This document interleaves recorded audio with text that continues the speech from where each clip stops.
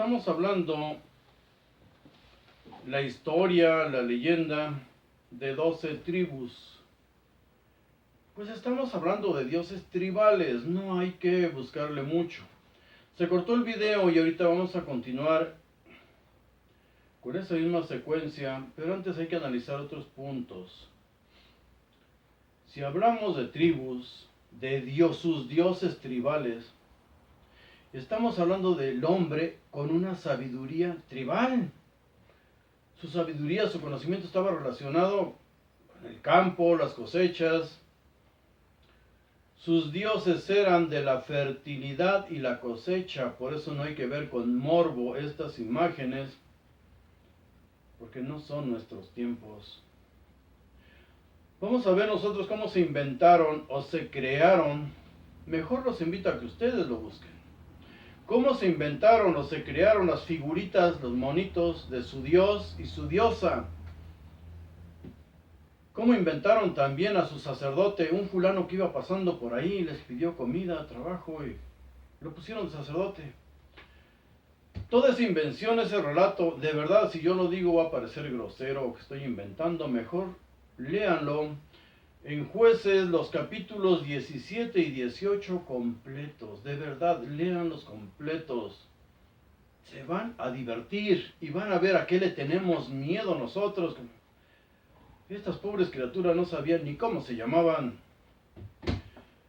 Vemos nosotros cómo se peleaban las tribus, se destrozaban y se robaban a sus monitos. Y se robaban también a sus sacerdotes, se los llevaban. Son relatos de diosas, dioses, de la fertilidad. Por eso la expresión de sus vulvas, sus penes, eran representados con genitales expuestos, muy expuestos, por diosas y dioses de manera grotesca, voluminosa. Fueron los griegos y romanos quienes empezaron a rendir culto a la virginidad. Griegos y romanos. El cristianismo camina entre esas gentes, entre los gentiles. De vírgenes y todos esos cuentos no se hablaba, no se predicó nunca en Israel. Nunca los hubieran apedreado. Imágenes más sofisticadas, ritos más decentes, crear una cultura de ciudad, de imperio después, no de tribus. Se requerían otras leyes y otra moral para formar guerreros que tuvieran la ilusión de volver a casa y encontrar a mujeres virtuosas que los esperaban. En una tribu todos se conocen y todo se sabe, pero en una ciudad hay más libertades, entonces debían promover virtudes. Los dioses de la guerra prometían eternidad a los soldados caídos, luchar sin miedo. Por eso los ritos mirando el sol, para que los vieran sus soldados. ¿Qué les auguraba el sol? ¿Qué les auguraban las aves? Destripaban aves delante de la gente, por eso los sacerdotes siempre han usado ropajes muy vistosos para que se vean desde lejos. Iban a morir por eso, por lo que ellos encontraran ahí, supuestamente. Ellos no lo creían, ellos simplemente iban a mandar a la gente al matadero. Las tropas debían creerlo, y lo creen. La mezcla de culturas y naciones sometidas que aportaban soldados al imperio, aportaron también diosas y dioses. La libertad de culto significaba y significa hoy mismo tener a todos contentos, pero útiles. No todo es fiesta. Incluso había dioses y ritos, desde luego, híbridos, mixtos. Las diosas vírgenes, las vestales sirviéndoles, los miles de eunucos también tenían sus diosas y desde luego sus ritos. Los eunucos servían en los reinos y eran miles. Por eso el Apocalipsis también habla de los vírgenes, por supuesto que eran vírgenes, que no conocieron mujer, por supuesto que no habían tenido relaciones sexuales. Aunque algunos, según relatos, sí arrancaban, sí servían, aunque no tuvieran testículos, por eso unos les cortaban los testículos y les cortaban también el pene. Vemos los ritos de Cibeles y sus sacerdotes castrados. En el cristianismo metieron estos ritos se practicaron también en sus inicios. El cristianismo llevó cientos de años evolucionando, metiéndole rollo. Los regaños del Dios de Israel a sus tribus son porque iban con otros dioses que tenían ritos más alegres, ritos sexuales, eran fiesteros, ritos de la fertilidad, borrachera, sexo, siembra y cosecha. Por eso sus celos, expresados con palabras soeces, de ramera, no le baja, pobre Israel, a Jerusalén misma, una ramera. En Ezequiel 23, lean todo el capítulo también. Vale la pena, diviértanse un poco y nos cultivamos mucho. Le perdemos el miedo a eso. Ezequiel 23, hay que leer todo el capítulo, habla de Samaria y Jerusalén. Son unas prostitutas, de ahí no las baja su Dios, supuestamente. Reseña todas sus orgías con cuantas naciones las gobernaron. Claro, ahí los afectados eran los sacerdotes. Y Ezequiel era un sacerdote el que escribía. Hay que ver los relatos de los profetas, o supuestos profetas, y cuando escriben los sacerdotes. En Ezequiel 23:20 incluso le llama golosas a Samaria y a Jerusalén, golosas. Dice, tus amantes tenían pene de burro y testículos de caballo. En algunas Biblias hasta dice semen de caballo. Y luego lean 2 Samuel 6:14, porque David cuando recibe el arca de la alianza, ya vimos ese tema, David cuando recibe el arca de la alianza, baila desnudo frente al arca, con el chafalotón ahí bailándole. Y todavía dice 2 Samuel 6:14, con todo su poder, con todo su vigor. Lean su Biblia. Su esposa lo regaña y Dios la deja estéril. O sea, su esposa lo regaña por el ridículo, lo grotesco que se veía ahí delante de toda la gente. Pero a él le valía, y a Dios también, su Dios supuestamente, quien escribió esto. Son ritos conocidos como hierosgamos. Si lo buscamos en la red encontramos infinidad. Ritos hierosgamos, de fertilidad, sexo. Si no hay sexo, no proliferan las tribus. Se mueren, se acaban. En todos los templos practicaban la prostitución sagrada. También los israelitas, en el desierto y en Jerusalén mismo. En el mismo templo de Jerusalén, lean Ezequiel 8:14, dice que mujeres que adoraban a uno de esos dioses babilonios, hay una frase ahí, endechando a Tamuz, están llorándole, endechando a Tamuz, lo adoraban, ese dios tribal era adorado también en el templo de Jerusalén.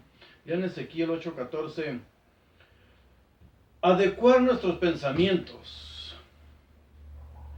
a esas épocas de conocimiento es retroceder como seres humanos, es retroceder como Homo sapiens. Qué vergüenza ante nuestros ancestros si nos vieran poniendo la cabeza en el suelo o en una pared, o revolcándonos en el piso y emitiendo sonidos guturales. Hablar en lenguas, dicen ellos. Ellos que murieron enfrentando clima y bestias como no lo hemos enfrentado nosotros en nuestra generación de seres humanos. Ellos lucharon por hacer del hombre un ser especial, digno, con la frente en alto. Que no mueran, que no se hayan sacrificado por cobardes, asustados y extorsionados por fantasías de ignorantes. Luchemos nosotros también por eso.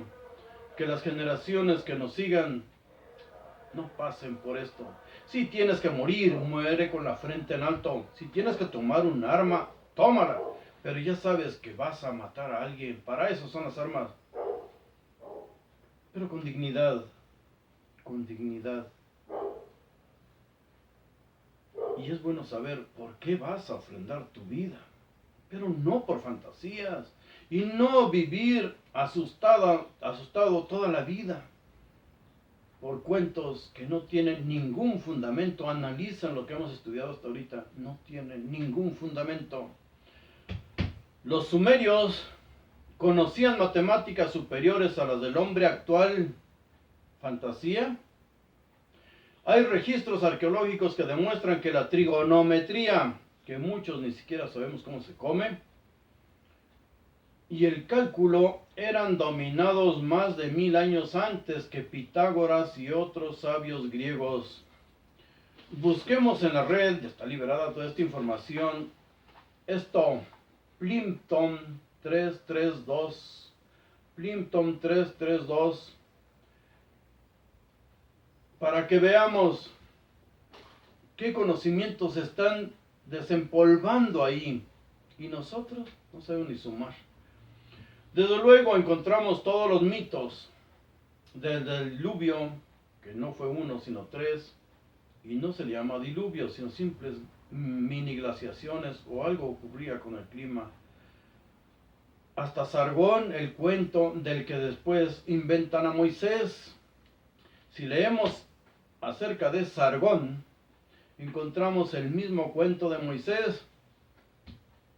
Las culturas copian, modifican los relatos a su tiempo, adecuándolos a su tiempo y circunstancias. Las culturas evolucionan, aprenden.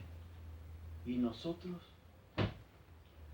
Debemos heredar conocimiento, porque si encaminamos a nuestros hijos hacia la oscuridad, no regresarán jamás. Quien entrega su cerebro y su corazón a las tinieblas, no regresa jamás. El Dios de los judíos aborreció su herencia, los entregó en manos de naciones que los odiaban, y todavía dice ahí literalmente, para que los gobernaran quienes los odian, para que sus enemigos los oprimieran. Lean el Salmo 106, versículos 40 y 42. Si ponen Salmo 106, versículo 40, en Biblia paralela le vienen todos los versículos relacionados al mismo tema. Hagan lo mismo con todos los versículos. En mis tiempos me tocaba abrir una Biblia y otra y otra y otra para estar comparando qué decían una y qué decían otra.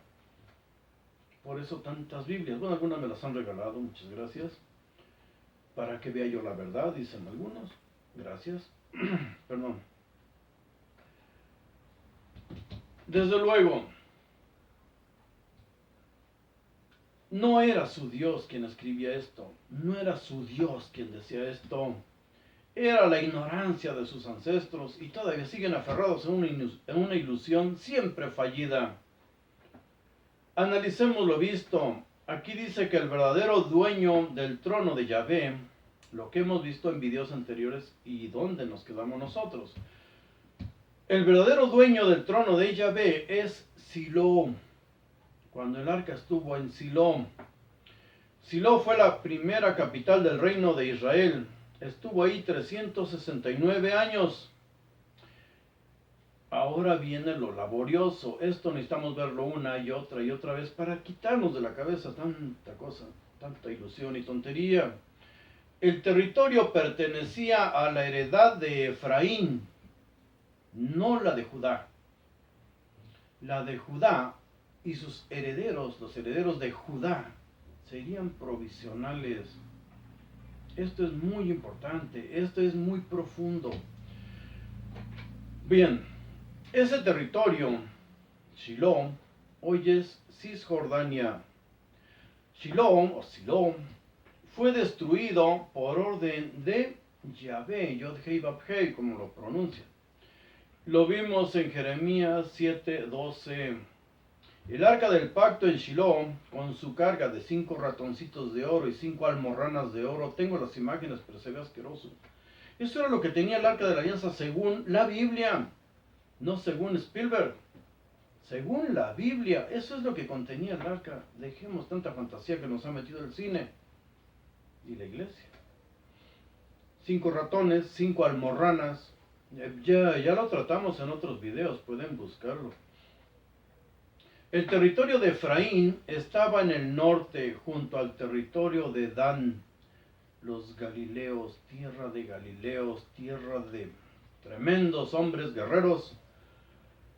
Por eso se le llama Jesús Nazareno. Dos de los evangelistas de la Biblia, los que aparecen en la Biblia, dos de esos evangelios lo ubican nacido en Jerusalén, perdón, en Nazaret, y otros en Belén. Nazaret no existía en esos tiempos.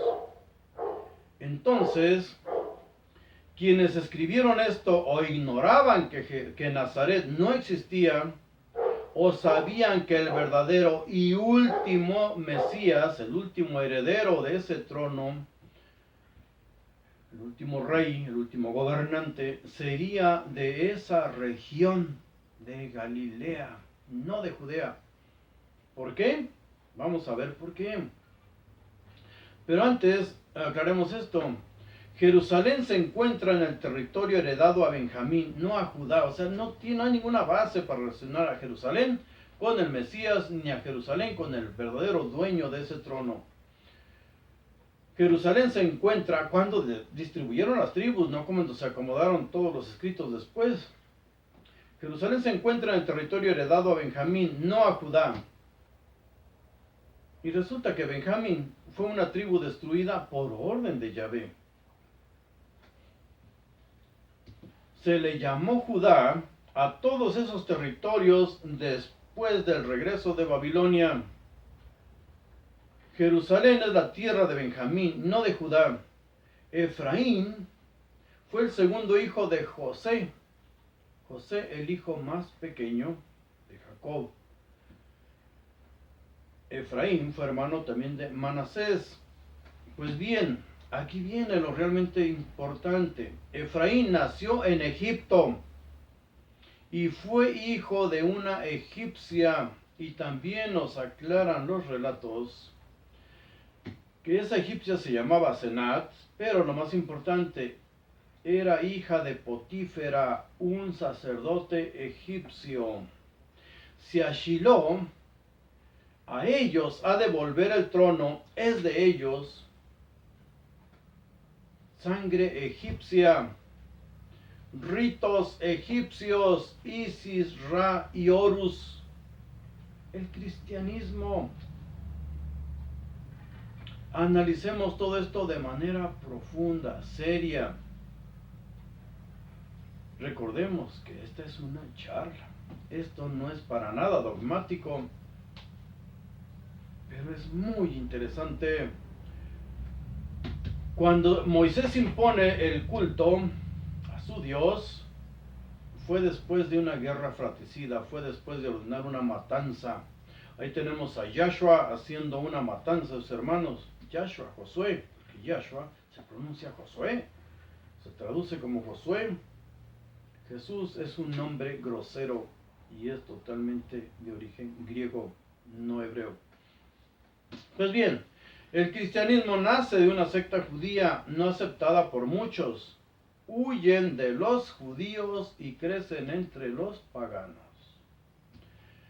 En territorio de Benjamín se encontraban las ciudades de Jerusalén y Jericó, ya lo vimos, pero debemos concentrarnos en eso. Esto es muy importante, tiene un porqué.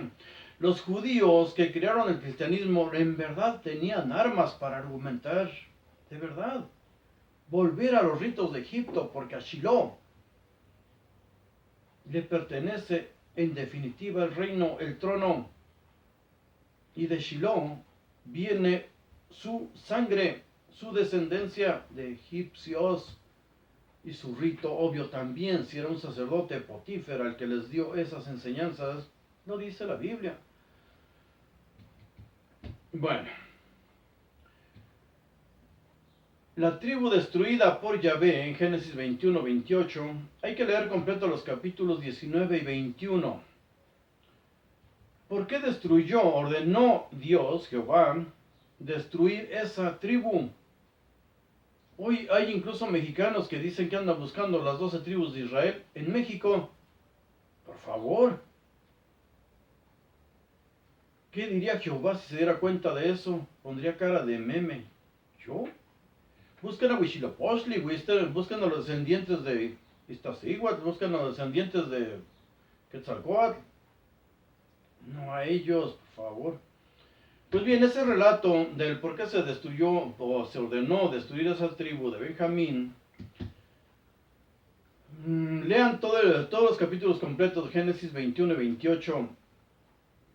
Descuartizaron a una mujer, un levita, descuartizó a una mujer, la partió en 12 pedazos, todo para justificar el número 12, 12, 12 siempre. Repartió los pedazos de su amante, su concubina, dice ahí, la pobre criatura. Ya la había entregado para que los que querían violarlo a él, la violaran a ella. Siempre es el mismo cuento. Repartió los 12 pedazos de la mujer a todas las tribus, dice ahí. Y de ahí vino una guerra, se ordenó una guerra, porque fueron benjaminitas los que la violaron. Y se hizo una guerra, una matanza y la destrucción de la tribu de Benjamín. Fueron después los de las 11 tribus restantes los que supuestamente les regalaron hijas a esos hombres para que no se perdiera esa tribu. Pero Jehová había ordenado la destrucción de esa tribu y punto. Recordemos que en el año 722 Israel, 10 tribus desaparecen. ¿Por qué? Sus habitantes se mezclan con asirios, griegos y romanos y se convierten en un imperio. Ellos fueron más listos. No se desaparecieron en el aire, no agarraron un camino diferente. Simplemente se mezclaron con todos los demás. Ese imperio era llamado por los griegos los púnicis, los púrpuras, los fenicios, cananeos, Canaán. Fue un imperio. Se habla muy feo de los cananeos, idólatras, porque les tenían envidia, incluso los romanos. Los fenicios lucharon contra Grecia y contra Roma. Aníbal estuvo a punto de conquistar Roma. La Cartago africana era una provincia de los fenicios. Esos relatos son fascinantes.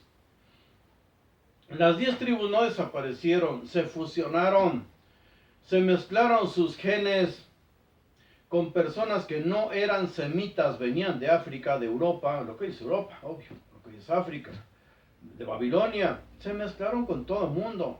Eso no importaba, importaba que se amaban entre ellos, se cuidaban entre ellos, eran grandes comerciantes. La envidia se nota en los relatos bíblicos.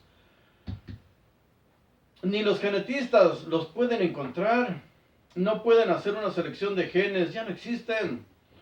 Pueden encontrar algo como la rama mitocondrial, pero desbaratar un cuerpo para seleccionar genes es algo ridículo. Se fueron fusionando con otras culturas que tenían otras tradiciones, otros dioses y desde luego otros sacerdotes, que ese ha sido siempre el odio. Más festivos, alegres, disfrutaban de la vida mientras la tuvieran. Ni los israelitas hablaban de eternidad en principio. Eso es invento griego y preocupación sumeria, las ilusiones de los mortales. Recordemos a Gilgamesh, el relato de Gilgamesh. De ahí viene toda la ilusión de ser inmortales. Pero es interesante ese relato, lo vamos a tratar por separado. Derrotados los fenicios, muchos de sus territorios son dominados por seleucidas, griegos. Los macabeos recuperan parte de esos territorios y gobiernan como vasallos de Roma. Los macabeos, los asmoneos, gobernaron y a nadie le importaba el linaje de dónde procedían. No importa quién te gobierne, si te gobierna bien. De la tribu de Zabulón no se dice nada importante. De la tribu de Isaacar dice, es un burro de huesos fuertes, bueno para la carga y llegará a estar sujeto a trabajos forzados de esclavitud. Lo condena a la esclavitud Jacob a su hijo Isaacar. ¿Eso es una bendición? Por favor, pobre burro.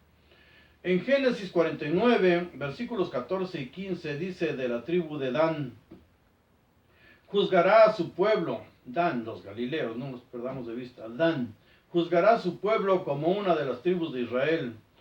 Resulte ser Dan como una serpiente a la orilla del camino, culebra cornuda a la orilla del sendero que muerde los talones del caballo, de modo que su gente cae hacia atrás, su jinete, perdón, cae hacia atrás. Tierra de Dan es Galilea, Jesús aconseja ser como serpientes. De la tribu de Gad no se dice nada importante. De la tribu de Aser no se dice absolutamente nada importante. De Neftalí, pues Jacob lo compara con un animal. Dice, será una ciervilla flaca. En Génesis 49, 21 viene eso. Ciervo y burro son animales que aparecen en la epopeya de Gilgamesh. Está escribiendo gente de tribu. De José. En Génesis 49, 24. Él heredará de Jacob algo muy importante. Habla de arco, pero debemos analizar. En hebreo vienen cosas importantes. Ahí está, espero que alcancen a ver. Porque de verdad es importante esto. De José, Génesis 49, 24. La bendición para José. Dice de Jacob, que es el pastor, heredó ser la piedra de Israel. En el versículo 25 dice, Él procede del Elohim de tu padre, Él te ayudará. Y Él está con el Todopoderoso y te bendecirá con las bendiciones de los cielos arriba y con las bendiciones de la profundidad acuosa que yace ahí abajo. En algunas Biblias dice con las bendiciones de los pechos y de la matriz. En hebreo dice esto, el origen de esa palabra, pechos, son lanzamientos. Es la misma raíz de esa palabra, lanzamientos. Nosotros ya lo conocemos como eyaculaciones. Bendiciones son lanzamientos de semen. Son eyaculaciones y matriz. Las bendiciones de quien está arriba y quien está abajo. Son relatos tribales. Es lenguaje tribal. Pero es lenguaje demasiado claro si lo leemos en hebreo. No hay fantasía ahí. Bendiciones de semen y matriz, y una nueva vida surge. De Benjamín dice que seguirá desgarrando como un lobo. Eso es lo que dice de la tribu de Benjamín. Ordenaron su destrucción, se salvaron algunos, pues va a ser como un lobo rapaz, depredando a todas las demás tribus. ¿A quién le importaban los descendientes de Jacob? Israel. A su Dios no, ya lo vimos. A su Dios no. En Isaías 43, 28 dice, profanaré a los príncipes del templo y entregaré a Jacob como hombre dado por entero a la destrucción y a Israel a maldición.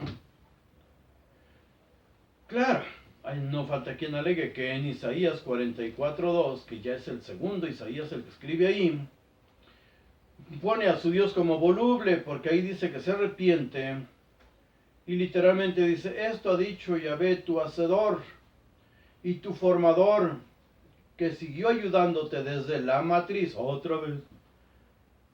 No tengas miedo, siervo mío. Pues es lo mismo que yo aconsejo a ustedes, no tener miedo. Ahí tenemos los conocimientos que podemos adquirir en la Biblia y en otras muchas culturas nos han heredado. Pero también tenemos un monito, porque a quien le hemos dado un teléfono celular y su acceso a internet, nos va a estar pidiendo para comprarse una tarjeta y rodear a su Goku, cubrir a su Goku, sus dioses modernos, con nuevo armamento. Pues es lo mismo, lo hacen más poderoso. Bueno, es lo mismo que hicieron estas gentes. Inventaron a sus dioses, los van inventando al paso de cientos de años, miles de años. Va evolucionando el conocimiento. Hoy debemos pensar diferente. Joseph Ratzinger había propuesto que se pusiera la Biblia, que se tradujera la Biblia tal cual, lo que realmente está escrito en hebreo, se pusiera en nuestros idiomas lo que realmente dice. No le hicieron caso, pero afortunadamente y curiosamente en esos mismos tiempos apareció un personaje llamado Mauro Biglino. Trabajaba para el Vaticano. Pues él sí se ha soltado traduciendo todo eso y nos lo hace público. Y después de él, muchas otras personas y otros que estudiamos hebreo, pues no tenemos por qué andar tonteando con las traducciones de los sacerdotes católicos. O sea, Casiodoro de Reina, Cipriano de Valera y etcétera. Luego seguimos con esto. De hecho, vamos a seguir con David. Es un personajazo. De lo peor, pero es todo un personaje. Ahorita grabamos de David.